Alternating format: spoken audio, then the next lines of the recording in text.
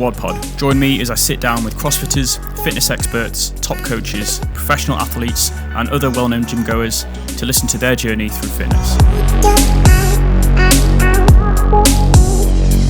After seeing the world's first barbell jack water bottle, I had to get Pete, the founder of KARTA, onto the pod, and I managed to do so just before he flew to Australia. In this episode, Pete and I discuss his journey through fitness, how he came up with the idea, and the future plans for this essential gym accessory you didn't know you needed until right now. Enjoy this one. The thing is, I've been quite lucky in that I've had quite a gradual exposure to negative comments. Because What was the comment about the hygiene? Oh, that was fun. Yeah, so someone said, I don't want to get chlamydia off some dirty bar, and I started the video saying, don't worry, virgins can't get chlamydia. Great opener. Yeah. Right. Episode number 3, series 2 of the WOD Pod. Pete, thanks for joining me. Thanks for having me. Before we discuss everything KARTA, first of all, let's quickly dive into your career outside of what you're doing now. Yeah. Talk to me about your current career. Yeah, okay, so my career is actually sort of what pushed me into KARTA. I think I went into the wrong job as a graduate for me. So I've always been into numbers and science and maths. And I did engineering at university, aerospace engineering. And we had a lecture, and the lecturer came down and he was like, I was sat where you were sat 30 years ago, whatever. I did your course. And then in my first 3 years as a graduate, I designed a mud scraper on a wheel, and I was like, this is not for me. No. And that was in, October first year. So I muscled through 4 years of uni, and then I was like, I'm not doing engineering. So I went into management consultancy, which is maybe 10% maths and analysis and problem solving, and then 90% workshops, meetings, trying to convince people things. And I quite quickly realized that wasn't for me. And so I was like, I like the 10%, I like the technical stuff, I like the problem solving. So I became a data analyst. I was like, that's a bit better, but it's still not quite right. And became a software developer. I was like, bit better, still not quite right. And then my current job, which I'm now leaving, is a quant analyst, which is essentially like a data scientist. Yep. And what pushed me into starting a business, I'd never really thought about it before, because I was probably a bit concerned about what other people would think, especially if it didn't succeed. And I'd always sort of shelved it. And the fact that I was in the wrong job was front of focus.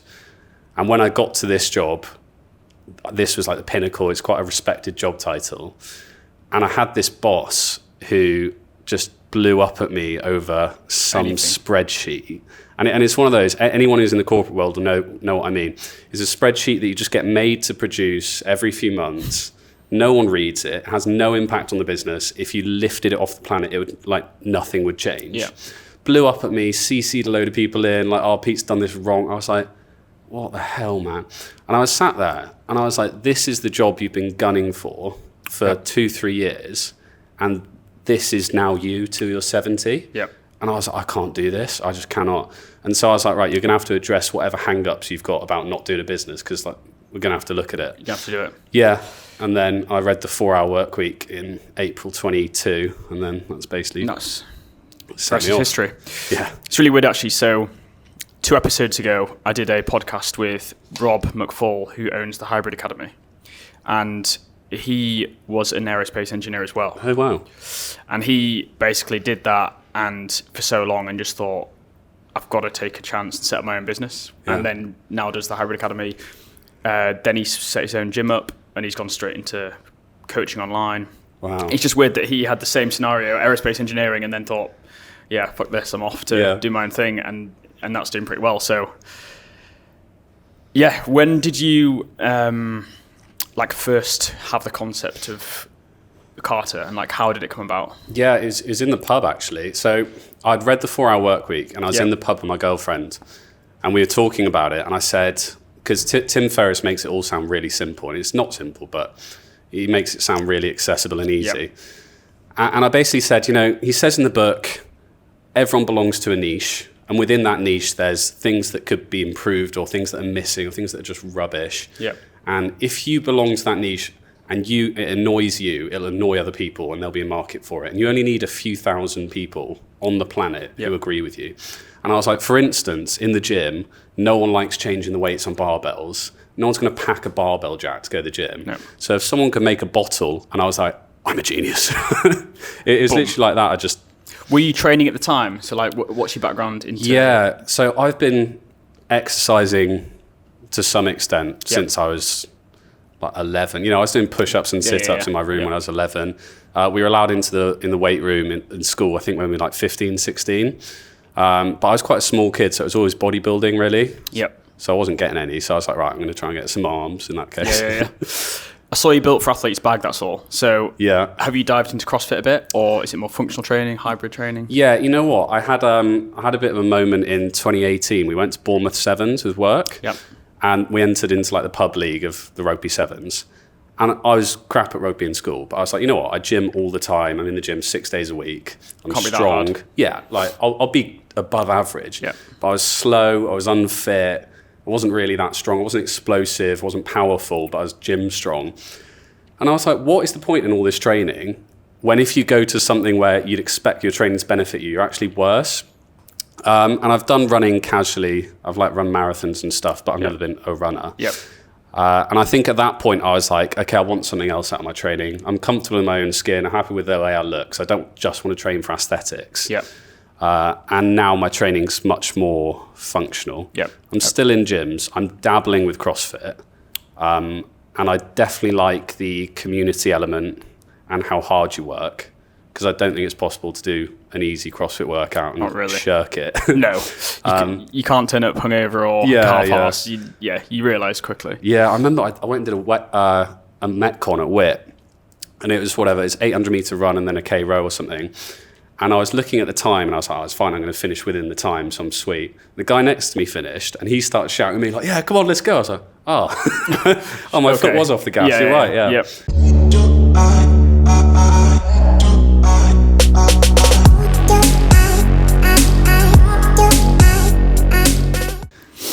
Okay, and how did you? So obviously you had the idea. Talk me through the stages of from the idea to then actually creating your first prototype. How long did that take? Yeah, so what was the process?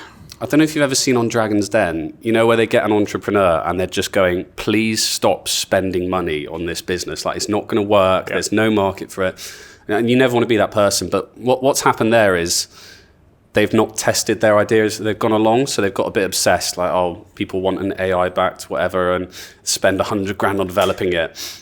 Without actually realising... There's no market for it. It might not be viable. Yeah. And so when I had the idea, my first thought was, does the physics check out? So can a water bottle hold, say, 100 kilos? Because you only have to pick up half the barbell, so there's benefit there. And I thought, if I get a can, you can crinkle a can really easily, but then if you try and crush it top to bottom, it's really strong. And so I figured, if I can stand on the side of my water bottle, I weigh 85 kilos, then it could do at least double my weight, top to bottom. So I stood on it and I was like, yeah, it's fine, didn't crinkle. So it could hold at least 150, 170. Top down. So I was like, all right, that checks out. And then I was like, okay, I need someone who'll manufacture it. So I went on Fiverr and I had this really bad sketch in my drawings. It's in some of my videos. That'd be great to look back on there. It's hideous. It's like, and you paid for it. But like I had a decent 3D render made, and then I started sending that to manufacturers, and I was like, could you make this? Approximate quotes. And the first few quotes were really expensive, like 20 quid per lid. And I was like, obviously, I can't do that. So were you just after the lid at the start, or was it the whole bottle? Or was the lid the main element of the bottle? The lid was the main element, because you could do it on a stock bottle. So you figured if you could develop the lid, you could put that in any bottle. Yeah, exactly. The logic? Yeah. The original bottle was cone-shaped, though. Right, okay. But that didn't come to pass. Yeah, I think I saw that.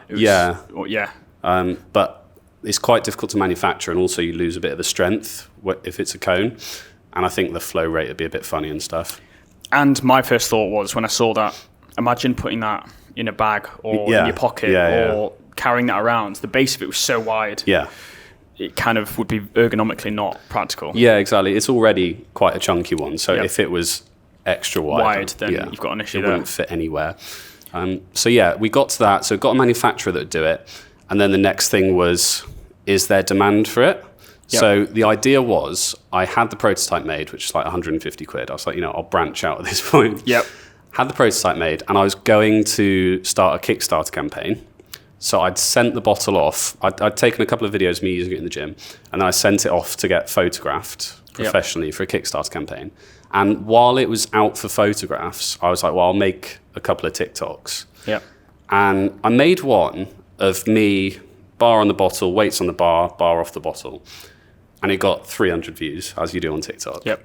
And I was up late one night. I was like, I swear that's a good video. Like, I would stop and watch that. Like, and then, what I did, I cut it in half.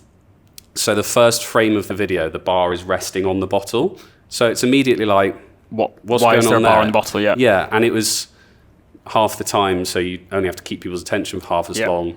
And it was when the 50 Shades theme tune was trending on TikTok, and it just fit the cuts of the video.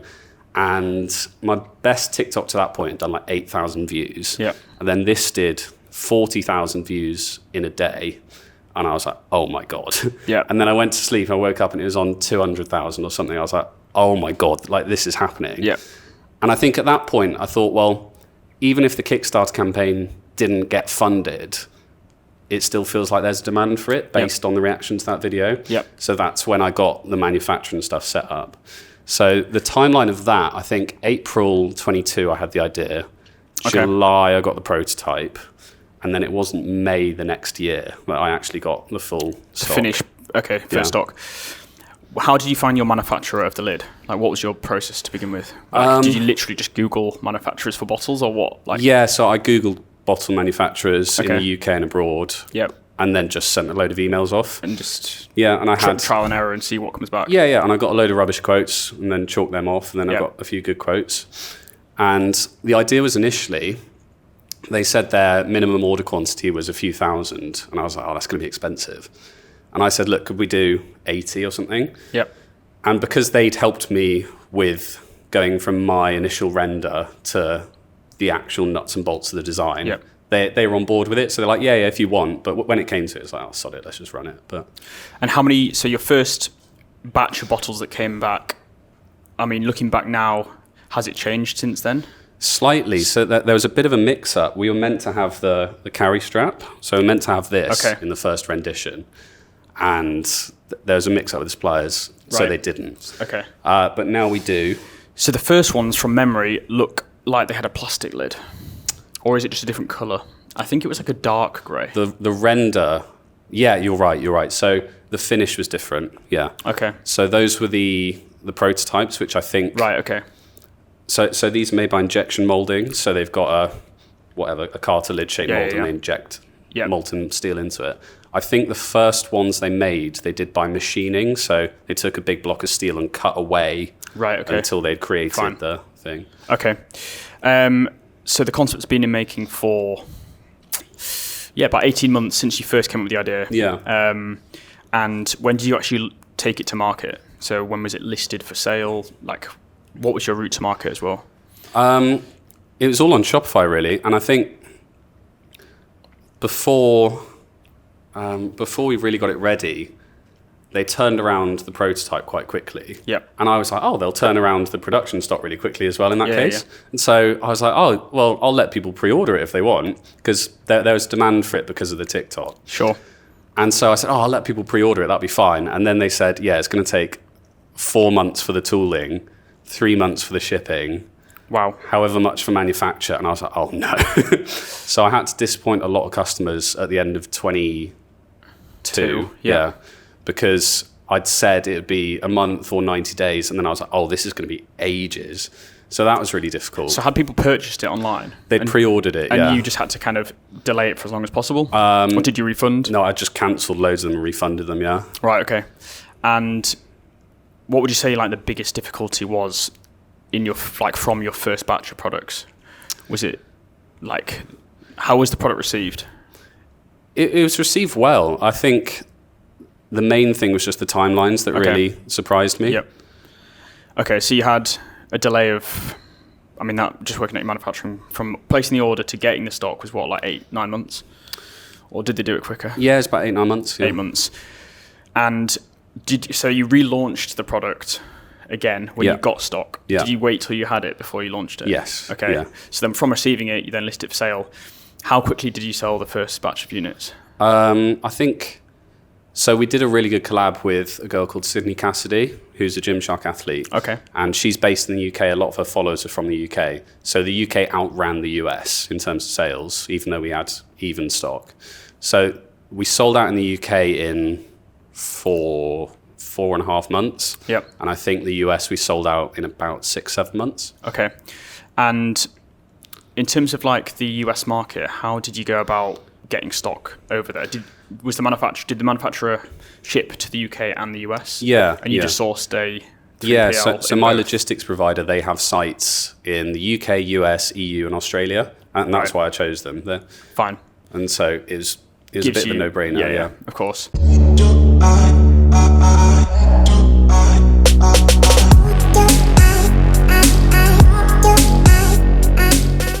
If you could go back, say 5 years, would you have started the brand then, or do you think it would have been lost? Do you think it would have been too early for the product to exist? So like you wouldn't have had TikTok 5 years ago. You wouldn't have had kind of the social media presence that there is now.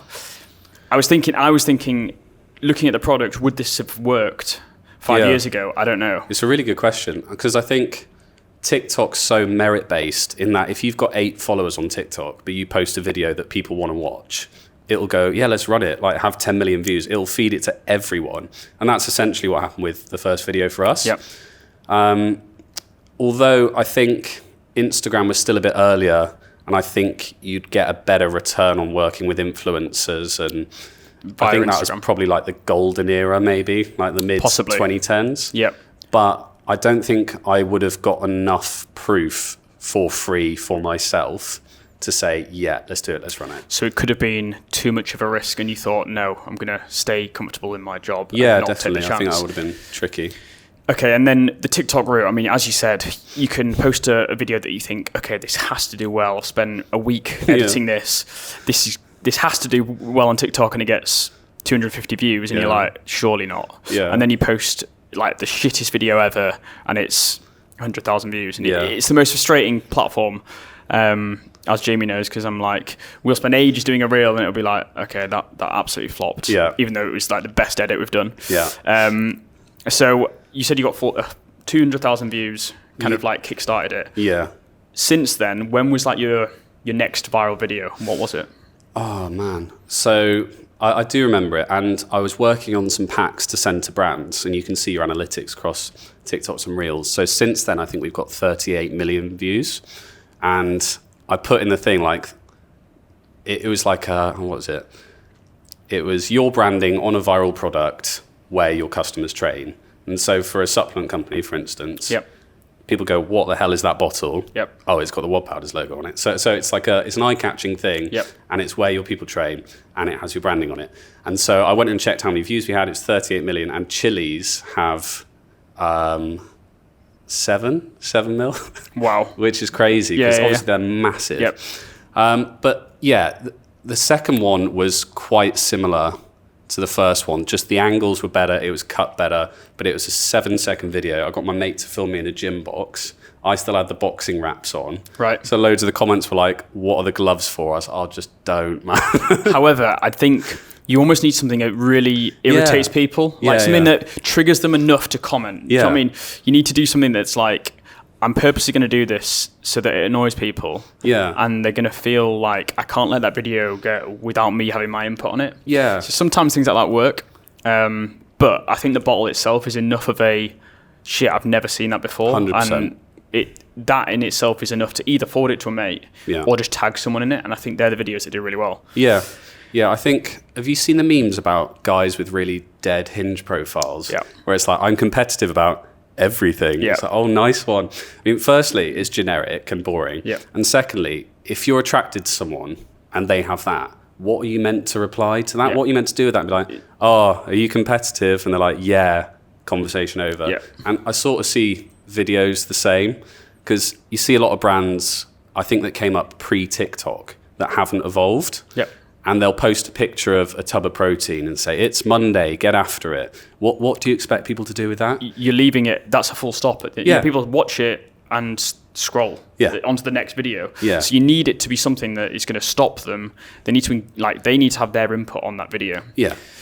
And whether it's funny or outrageous or whatever. Yeah. And I think you're running your page yourself, which is, I think a lot of bigger brands are being run by multiple people, so they have to keep it very PG. They have to it's almost like there's no personality behind the brand. Yeah. And like, I see WOD Powders is the same with like a lot of my competition. I look at especially events and there's no personality really when you're there, and a lot of people come up to me and say, look, I've seen you, Jamie and James, having a right laugh, messing about, like taking photos, being like very, I don't know, unprofessional, but you guys are having fun, and that comes across really well, and we want to be part of your brand for that reason. And I think like a lot of the stories you post, I laughed to myself at knowing that you're a brand, but ultimately you're actually a lot of personality behind it, and that comes across really well, I think. Oh, thanks. I always know that I've done a good video when my mum messages me and tells me off. Are you sure you should be posting that on your brand page? Yeah, literally. So I had one at Athex. Yeti were at the general store. And so I got my mate to film me walking past and like flipping them off, even though no one was there. And it did better than all of the professional videographer videos we had at the event. And my mum texted me. I was like, yeah, I've done it. Yeah, that's a good video. That's the seal of approval,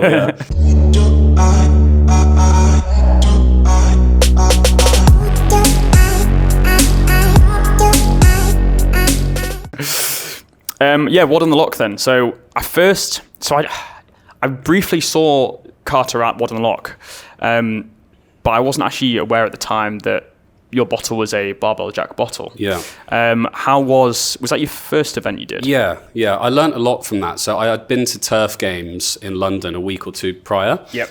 And I was looking at the stalls and I was going, what makes me want to go over to that stall? Mm-hmm. And this might be because I've got little to no social skills, but I was like, I want to know what the deal is without having to speak to someone. Yep. So is it free? Do you want my email? Do I have to buy something? What's the deal? I remember, do you know Two Chicks, the egg whites? Yep. They had a stand, and it was someone sat behind a desk, and they had 3 bottles of egg whites, and that's it. And it's like, well, it's 2 p.m. I don't want to drink raw egg whites.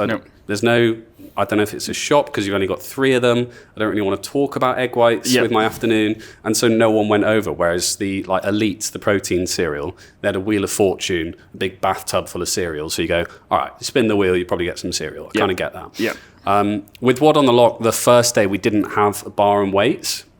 And so even though we had posters and stuff, you sort of see people kind of, what is it? What is it, yeah. And then on the second day, we had it out front, which was better.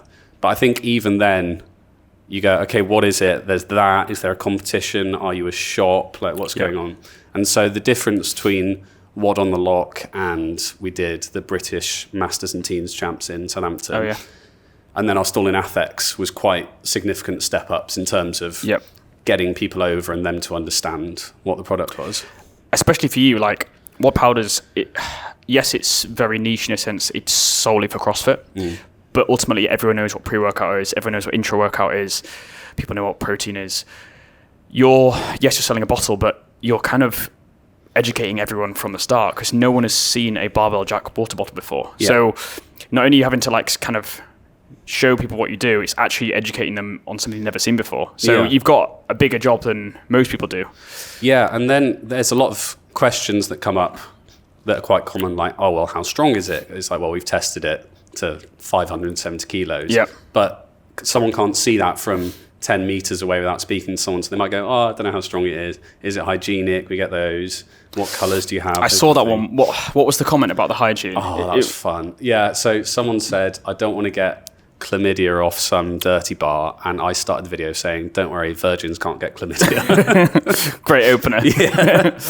Silenced. You should have ended the video there. Would have been better. Yeah. But then the more people, I suppose people think, I don't want that barbell touching my water bottle. But then what people don't realize is they have to touch that bar with their hands. And then touch their bottle with their hands. And then touch their bottle or wipe their mouth or go and touch the next bit of gym equipment. Yeah. Whatever way also the top of the bottle doesn't come into contact with their mouth anyway. No. So they've not really thought that through. They've just put 2 and 2 together and kind of assumed a lot. Yeah, that's the internet, isn't it? Like, yeah, exactly. It's so funny. Like, I don't mind a lot of the comments, but I get that there's a certain breed of comment that drives me insane. It's when people say something that is objectively wrong a bit sciencey as if it's fact. Yep. It just makes my blood boil.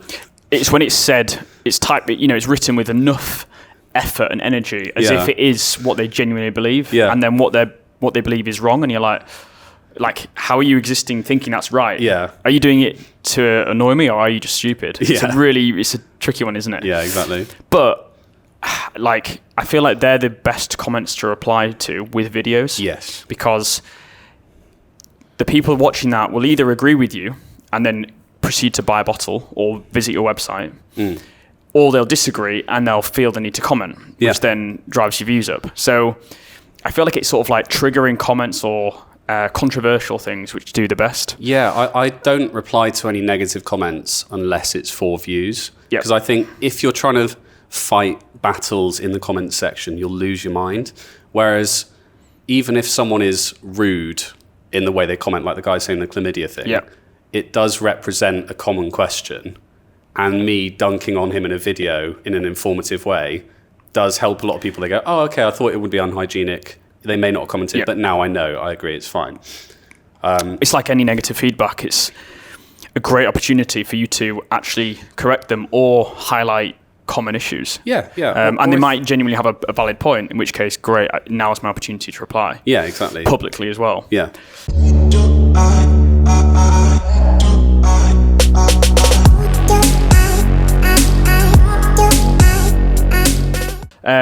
Okay, so in terms of growing the business, is your current route to market kind of social media, or what, are you doing kind of Google ads? When will it go down? Like,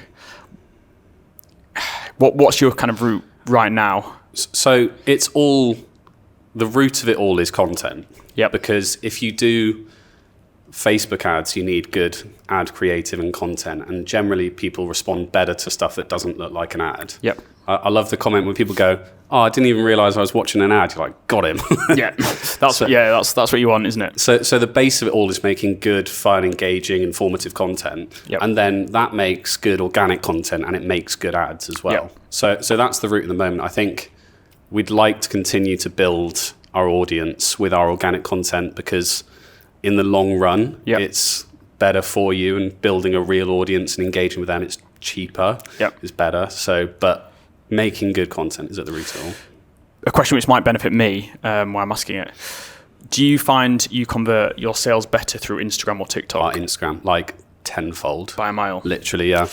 I thought that because a lot of TikTok stuff is, I feel like the audience on TikTok is a lot of the younger generation who are just scrolling for the sake of it. I feel like Instagram is, I mean, obviously your demographic is probably widespread across Instagram. I feel like TikTok's, to be someone who sits and scrolls on TikTok, a lot of that demographic are the same. Yeah. For instance, my mum has no idea what TikTok is, but she has Instagram. And I feel like anyone over the age of 35 probably doesn't use TikTok. Yeah. So when you're thinking, your gym goer who is 35 is probably more likely to have the money to go and buy a £40 bottle than a 15-year-old scrolling on TikTok. Yeah, definitely. So I thought that was the case. I was just curious. I do think the upper limit for how many people will see your video on TikTok is higher, though. Yep. And to be fair, we've had Reels go well. Yep. Like in the low millions. I think you've had a few videos on both platforms over 1 million. Yeah. So both have done well.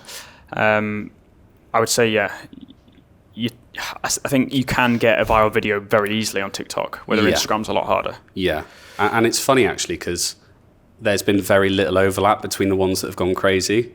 So I think, have you seen the oats video? Yeah. Yeah, that one went well on both of them. I think 'cause it was shareable. For the listeners, I'll explain the oats video. So was it you doing it? Yeah. Okay. That's my So kitchen. Pete was kind of scooping out some oats in the morning and then spilt it off the side of his kitchen worktop, landed on the floor, and then the camera spins round, and spelt out on the floor in oats was send pump pics. Pump pics. Yeah, and the caption was, when your gym crush won't take the hint. And that went well. And you can tell you've done well on Instagram when you get those sort of compilation pages start posting your videos for you. So that obviously did good numbers. Yeah, that did well. How did you convert that then to sales, or was it just getting traction on your page? Yeah, it was traction, and I think people click on your account because they go, oh, that was funny. And they go, oh, what's this kind of thing. So I think you've got a bit of an obligation with your page to explain what you are. Straight away in your answer bio. any questions. Yep. So we've got a load of reviews pinned and pictures of people using the bottle, that kind of thing. Yep. And just sort of the headline stuff. But also I think for people who have been following you, it adds to the personality of the brand. Exactly. And they feel like you're not soulless you're not and just corporate. A business. Exactly. Yeah. So negative comments. Have you had any comments which have like questioned whether you're doing the right thing, whether the business is going to work, or do you kind of dismiss negative comments easily? I don't know if you can dismiss them, because the thing is, I've been quite lucky in that I've had quite a gradual exposure to negative comments, because my face hasn't really been in any of the stuff. So it's like, here's an idea I had, and if someone goes, that's shit, it's not it's not aimed at you. Yeah, it's just aimed at the idea. Yeah, so it was a bit easier to take getting started. Yep. And also, if you get 200 views, no one comments on it. So getting negative comments is a result of getting success views. and getting views. Sure. But when you're a small creator, you can't not look at the comments, because you need to see what people are saying. You need to engage with people who are positive about it and have questions. Yep. The good thing is, I think once you've seen one negative comment, seeing the same comment again doesn't really affect you once you've thought about it. Yep. And I think some negative comments are just strongly worded feedback, which is useful. Yep. Like the chlamydia one. Yeah, the guy's being a dick, but fine. But Like it's a fair question. Yep. And then some of them, the people aren't actually there for a discussion. So I learned that very early. Someone said, I think I posted a video where the caption was, have you ever seen anyone load a barbell easier? And he replied, yeah, with a barbell jack. And I replied to that with a video of me pouring water into the bottle and just onto a barbell jack. Sure. Saying like, oh yeah, there's nothing you can do Yeah. with that you can with this. And then he replied in that video saying something like, oh, it's whatever, it's not enough of one or the other, that kind of thing. And I was like, I'll take the time to have a chat. Yeah. If you think about it. And I said, it's not for everyone. If you deadlift 300 kilos, it's not for you. Yep. If you train at a specialist powerlifting gym where they've got the big Alico jacks, use that, that's fine.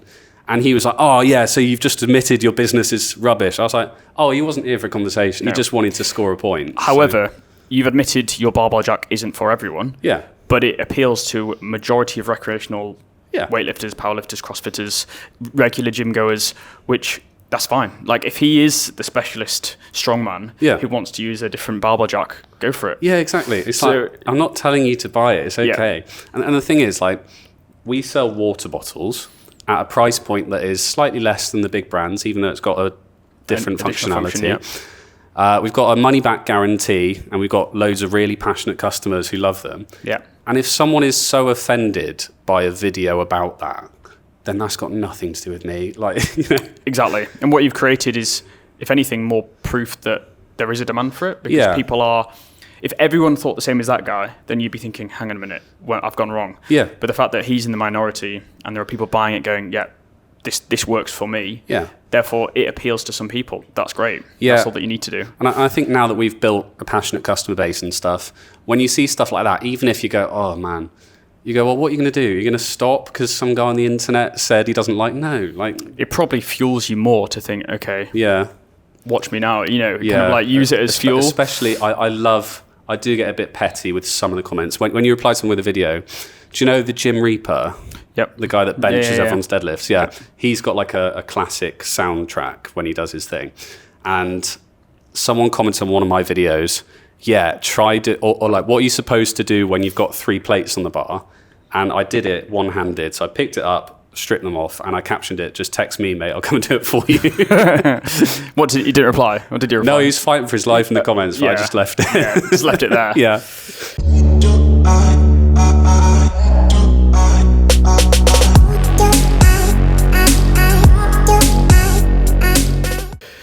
Okay, so KARTA bottle, will we hopefully see a WOD Powders KARTA limited edition bottle soon? 100%, yeah. I think, timelines, I think we'll probably have a sample of it this week. Which would be cool. Yeah. So probably by the time this podcast goes live, they should be on the website, I want to say. Hopefully end of Jan, we should have these.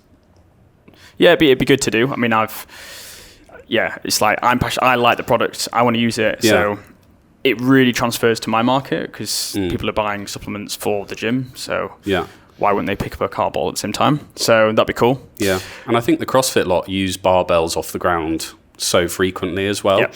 And it's not up to the crazy weights, the max deadlifts, the 300 kilos and stuff. Is the cleans, it's the all snatches. Clean snatches, which is that is the sort of demographic, especially where you've got, I don't know, I want to say a beginner recreational CrossFitter who maybe isn't used to loading and deloading a bar, especially 4 or 5 plates. times. Yeah, bumper plates that are like 3 wide. They're not used to doing that. So it's a perfect product for that market.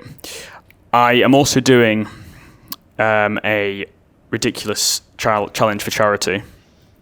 It's going to be 10 Murphs in 10 hours in a day. It's like the Goggins challenge on steroids, isn't it? It is a bit. And there's basically for each hour of the. So walk me through what a Murph is. Murph is 100. I've just forgotten it. It's 100 pull-ups, 200 push-ups, and 300 air squats. You start it with a mile run. You finish it with a mile run. Nice, and you can do the 1, 2, 300 in any order. You can. An official Murph is a strict Murph is doing it in 100 pull-ups, but I'll be doing it. It's kind of like split down in segments. And do you have a weight vest on as well? You're supposed to do it in a weight vest, but I've been looking at like my time and how I'd do it. I think if I did it in a weight vest, I'd have literally no rest. Yeah. So it'd be kind of impossible. But I'm doing it for charity. So each Murph, there's a brand that sponsors it. So I thought I'd just ask you if KARTA wanted to get involved. Yeah, let's run it. Because then I'm going to do make a full YouTube video out of it, and each Murph's going to have a brand that sponsors the event. Yeah. I thought I could take a cart bottle down and just have it, in the background of the video. But that's going to be in May time. That'd be brutal. Yeah. So the plan is to have lots of people doing them like individually. So people come and do Murph 1 or maybe Murph 7 or 8 or whatever, and I'm going to try and do the full 10. Nice. See how it goes. That'll be so good. It's going to be hard. I'm just thinking, 1,000 pull-ups? So it's 1,000 pull-ups, 200 push-ups, 2,000 push-ups, and 3,000 air squats. What do you think is going to be the hardest? I think the pull-ups will be the hardest. Possibly the push-ups with the lactic acid in my arms. But again, the running's pretty horrible. It's going to be 20 miles. It's like 30, it's about 20 mile run. God. It's going to be pretty savage. So how much of that 10 hours are you going to be working for in the Murphs, and how much is rest? I think it'll be about 40 minutes of Murph. Maybe. It's obscene. So, because the Goggins challenge is 4 miles every 4 hours for 48 hours. And 4 miles should take you, 30 to 40 minutes. Yeah. And so 90% of that slot is rest. Yeah. It disrupts your sleep and stuff, but you've got more rest. Yeah, whereas that is... Yeah, it's minimal rest. It's like a 10-hour workout because by the time you've recovered, you go in again. Yeah. So my strategy is going to be kind of do it slowly and have 10, maybe do it in 50 minutes. Yeah. 10 minutes rest to go again. Yeah. But again, I don't have to. I can finish and go to bed straight away. So I've got that advantage. But we'll get KARTA for one of the Murph slots. Yeah. So I'd ask you the question on pod. I saw the CrossFit terms post you did, which I really liked. I thought I'd bring that up. So Pete wrote some really good terms for CrossFit. WOD, which was wearing obscene drip. I've already used that again. I think that's great. Someone actually commented on my post saying, I didn't realize it stood for that. I was like, no. I'm not a clothing brand.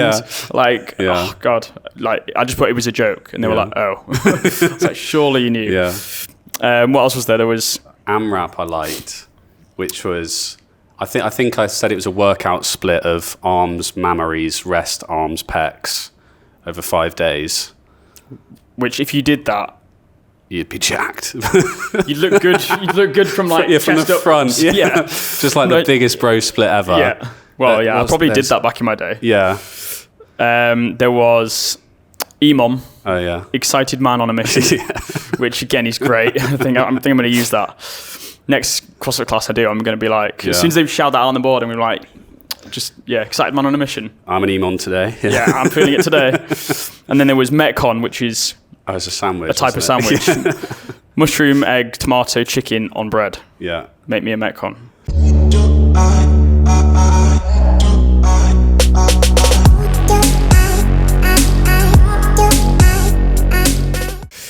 Okay, so a question from the previous guest, which was Sapphire Goddard. She is CrossFit Games semi-finalist. She said, what 3 words would best describe you? You know what? My girlfriend asked me this once, and she was like, how would you describe me in 3 words? And I was like, I don't know, I can't remember what I said. Hopefully something nice. I'm sure you did. Pretty, lovely, beautiful. And I was like, she obviously has 3 for me. And the first one was entitled. I was like, oh, thanks, babe.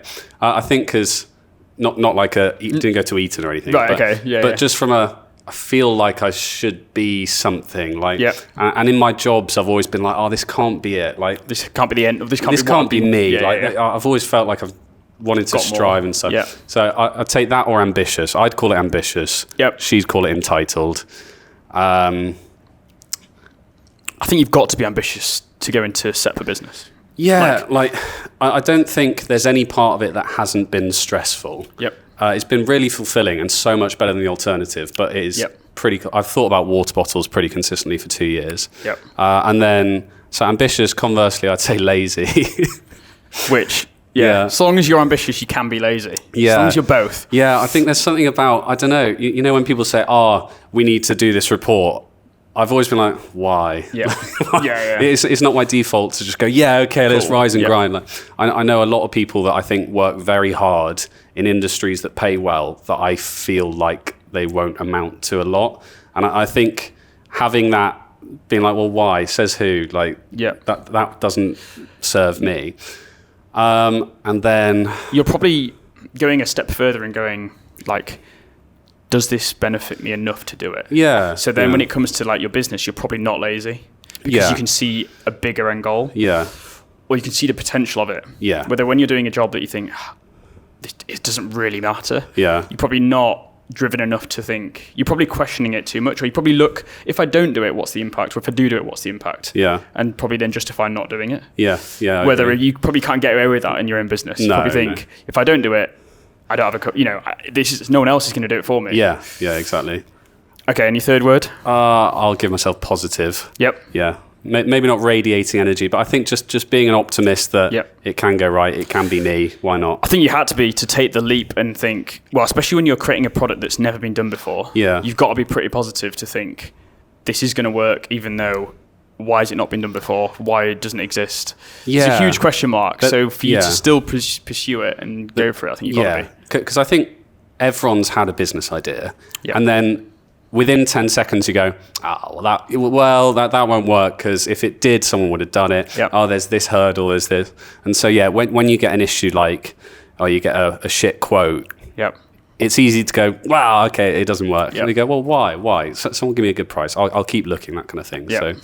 So, and here you are. Yeah, exactly.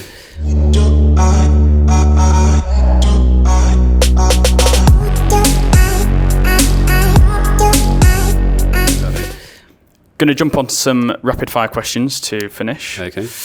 What's your favourite takeout? Oh, burgers. It is Five Guys, or there's one in London called Hache. Sounds good. I need to try that. And what I do now is instead of getting burger and fries, I just get 2 burgers. Yeah, that's adult money shit. And it's also calculating the calories as well. You think it's actually equal calories. I can just double up my burgers. Yeah, chips are overrated. Yeah, they are. Go-to coffee order? Flat white. Oat flat white. Yeah. What's your favourite barbell exercise? Bench press. Best gym you've been to in the UK? Third Space, Canary Wharf. And your go-to hype song from Max Bench? Right now, it is Paralyzer by Finger 11. I've been getting into a lot of metal and rock and stuff. Scream, heavy. But typically, it would be one of many rap songs. So, Gotta Have It by Kanye and Jay-Z. Yep. Just those songs where it starts, it builds up for like 15 seconds so you can set up. And then bang, and you go. What is your max bench at the moment? I did 110 for a triple the other day. Nice. I think the most I've ever done was 125. So I'm probably flirting with that. I probably couldn't do that now. I'll probably get 120 now. So annoyingly, your favorite barbell exercise is something you don't need a barbell jack for. Yeah. You've got to say deadlift next time. Yeah, true. And I've got these brand new Hybrid sick. Academy WOD Powders t-shirts. I guessed you were a large. I am indeed. What a good guess. So there you go. That's a gifted legend. Thank you. WOD Pod t-shirt. That looks sick. Courtesy of the Hybrid Academy. Is there anything else you want to kind of mention at the end of the pod before kind of like about the brand, about your business, about the plans? Well, if anyone's watching from Australia, we're launching there soon. Okay. But then US and UK are fully live. If you're waiting for another colour, keep your eyes peeled next couple of months. Yep. And I think we're going to get a 2-litre big boy coming out this year as well. Oh, nice. In terms of stock then, have you got stock back in? Yeah, we're in fully, both fully UK, stocked up. US. Yeah. Cool. So people can buy it from anywhere in the world right now. And where can people find the Instagram, TikTok? What's the username and what's the website? So it's at KARTA Bottle, KARTA Bottle on Instagram and TikTok, and then the website is kartabottle.com. Can't believe I've got nearly to the end of the podcast and I've not asked you about the name KARTA. I think maybe you did mention off camera. I think we discussed it offline, yeah. So basically, I sort of knew I'd be wasting time thinking about it too much because there's so many amazing brands. Like Gymshark is a shit name. Shit name. It's one of the best brands in the world. It's a shit name. Lululemon is a shit name. It's terrible, isn't it? Sweaty Betty is a shit name, but they've really done themselves because I think they can only now sell women's wear because it's called Sweaty Betty. I can't see a bloke buying it. No. So I was like, you know what? The name isn't going to make the thing. The product is going to make the thing. The marketing is going to make the thing. And so I was thinking Jack, barbell Jack. So I was Jack, fitness, rack, stack, Jack. And I was saying Jack so many times in my head, the word Jakarta came into my head. And I was like, yeah, fuck it. KARTA sounds good enough. And I wanted it to be memorable enough so that if you saw someone using it across the gym, you'd go, oh, KARTA bottle. You Google can read it quickly. Yeah. So it's a short name. Yeah, and you'd Google it, you'd know what to search if you saw it. Yep, cool. I mean, yeah, so like the WOD Powders scenario came up with, I searched I wanted my brand just to be for CrossFit or functional fitness because CrossFit might sue me, so functional fitness. And I searched top functional fitness or top CrossFit terms like that exist. And the number one term was WOD. Yeah. So it's the most commonly used term. So I was thinking, okay, so for marketing, keywords, when people are searching like CrossFit terms, they're going to be searching for WOD. People outside of CrossFit won't search the word WOD. It's only going to be people searching CrossFit terms. So I was like, okay, it's got to be WOD. And then at the time, I was looking at other brands that have really short names, and Bulk was the shortest CrossFit name. Yeah. Bulk used to be called Bulk Powders. Yeah. So I thought I can't call my brand WOD because there's too much conflict with other people. So I was like, okay, WOD Powders has to be like kind of like the easiest, memorable.